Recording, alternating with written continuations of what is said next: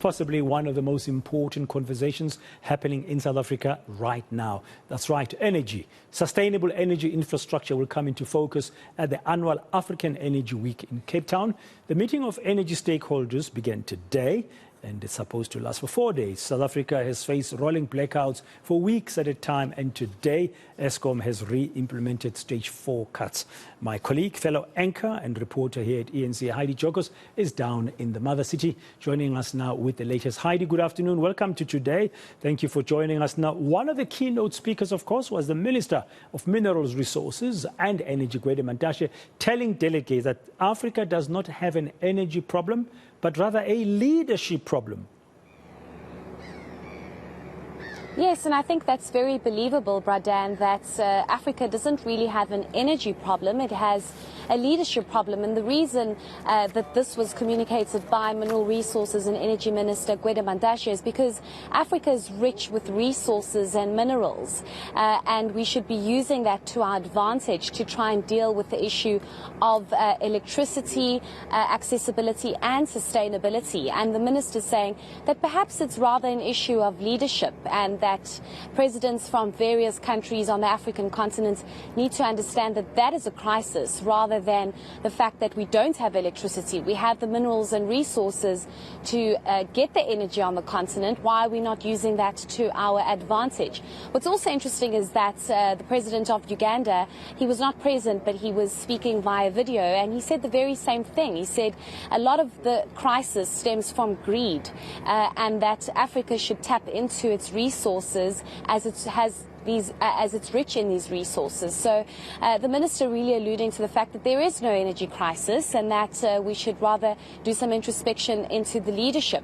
He also was questioned after his speech in a media briefing about the ongoing electricity crisis here in South Africa, about load shedding, and the fact that just this morning we were told about 5 units at 5 different power stations tripping, and how South Africans have to constantly be subjected to rolling blackouts. And he again said it's the ability and inability of Eskom to be sustainable and be efficient. And he says Eskom is sitting on megawatts that it's not using. So this Africa Energy Week really comes at a time where not just here in South Africa we are experiencing rolling blackouts, but across the African continent and globally, where we are seeing parts of Europe really panicking because of what's currently happening in Ukraine. But let's listen to what the minister had to say with regards to the leadership crisis on the African continent.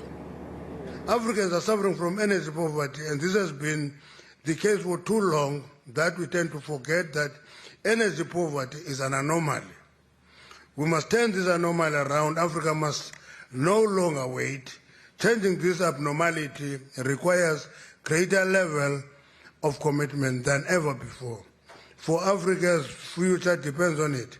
The time has come for Africans to no longer be content with small ambitions on energy. We must all rise and do more, do so with vigor, agility and scale. I always describe this as a leadership issue, more than a resource issue. It's a leadership issue. A leadership in the continent must take this responsibility and drive it. We need clarity of thought as a continent. We need determination, and we need courage. Heidi, while talk is big about the global energy transition by the year 2030, it has been underscored there that hundreds of millions of people in Africa still do not have access to electricity. Yes, and I think what was interesting here is the fact that our own Minister of Mineral Resources and Energy says that we should look at the strides that have been made, and he says that 80% of South Africa has access to electricity. And I posed the question to him, and I said to him, well, there's no point in having South Africa, 87% of South Africa, with electricity when half of the time we're sitting with rolling blackouts. And he said, but strides have definitely been made. And I think what's interesting interesting here is that the Africa Energy Chamber chairperson today speaking about how millions of people still on the African continent do not have electricity, and they don't have access to electricity, and that is a huge problem. There's a gentleman sitting on my left-hand side, and he has told me to make it a very important point to say that Europe needs to decarbonize so that Africa can industrialize. And I think this is a huge aspect that has definitely come out at this Africa Energy Week Day 1, speaking about how it's not just what Africa can do and how Africa can light up the whole of Africa. It's also what the rest of the world is doing. And that has definitely a big impact to play here. But as I mentioned earlier, Bradan, it's also about the resources that the African continent has and how we need to dig into that and tap into that. And that's also come up to say that, you know, Africa has the potential to tap into its resources, and we shouldn't be waiting for international investment. We should be focusing on what we can do with what we have. But I want us to listen to what the Energy Chamber had to say, starting off this morning, about the importance of making sure that everyone has access to energy. 600 million people around Africa have no access to electricity. 900 million no access to clean cooking technologies. We can say this industry is done. It is time for us to get back at it and keep building.